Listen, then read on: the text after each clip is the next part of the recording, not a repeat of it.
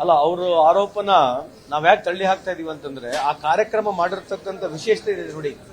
1 ಲಕ್ಷಕ್ಕಿಂತ ಹೆಚ್ಚು ಫಲಾನುಭವಿಗಳು ಕರೆಸಿ ಅವರಿಗೆ ಅಲ್ಲಿ ನಾವು ಕೊಟ್ಟಿರ್ತಕ್ಕಂಥ ಕಾರ್ಯಕ್ರಮ ಮುಖಾಂತರ ಅವರಿಗೆ ನಾವು ಮಾಡಿರ್ತಕ್ಕಂಥದ್ದು, ಪಟ್ಟ ಕೊಟ್ಟಿರ್ತಕ್ಕಂಥದ್ದು ಇತಿಹಾಸದಲ್ಲಿ ಬಹುತೇಕ ಇಂಥ ಒಂದು ಕಾರ್ಯಕ್ರಮ ನಾವು ಕಂಡಿಲ್ಲ. ಅಂದ್ರೆ 1,00,000 ಜನ ಕಾರ್ಯಕರ್ತರಿಗೆ ಸೇರಿಸ್ಬಿಟ್ಟು ಅಲ್ಲಿ ಪಟ್ಟ ಕೊಟ್ಟಿರ್ತಕ್ಕಂಥ ಕಾರ್ಯಕ್ರಮ ಇಡೀ ಕರ್ನಾಟಕ ಗುರುತಿದೆ. ಎಲ್ಲ ಫಲಾನುಭವಿಗಳು ಕೂಡ ಬಂದಿದ್ದಾರೆ.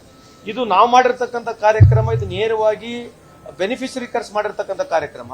ಇವ್ರದ್ದು ಕೇಂದ್ರದಲ್ಲಿ ಬೇಟಿ ಬಚಾವ್ ಬೇಟಿ ಪಡಾವ್ನಲ್ಲಿ 6,000 ಹೆಚ್ಚು ಕೋಟಿ ದುಡ್ಡು ಎಲ್ಲೋಗಿದೆ, ಖರ್ಚೆಲ್ಲಾಗಿದೆ?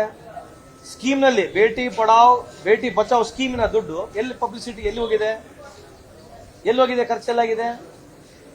ಕಳೆದ 11 ವರ್ಷದಲ್ಲಿ ಸುಮಾರು ಪಾರ್ಲಿಮೆಂಟ್ ಇರ್ತಕ್ಕಂಥದ್ದು 7,000 ಕೋಟಿ ಬರೀ ಪಬ್ಲಿಸಿಟಿ ಖರ್ಚಾಗಿದೆ. ಇದ್ರ ಬಗ್ಗೆ ಚರ್ಚೆ ಮಾಡ್ತಾರೆ ಅಂದ್ರೆ ಏನೋ ರಾಹುಲ್ ಗಾಂಧಿ ಅವರು ಮಲ್ಲಿಕಾರ್ಜುನ್ ಖರ್ಗೆ ಸಾಹೇಬರು ಬಂದಾರ ಅಂದ ತಕ್ಷಣ ಏನೋ ನಾವು ಪ್ರಚಾರಕ್ಕೆ ಬಳಸ್ಕೊಂಡಿವಿ ಅಂತ ಹೇಳ್ತಾ ಇರಲ್ಲ. ಇದು ಸ್ಕೀಮ್ನಾಗ ಇರ್ತಕ್ಕಂಥ ದುಡ್ಡು ತೆಗೆದಿದ್ದಾರೆ.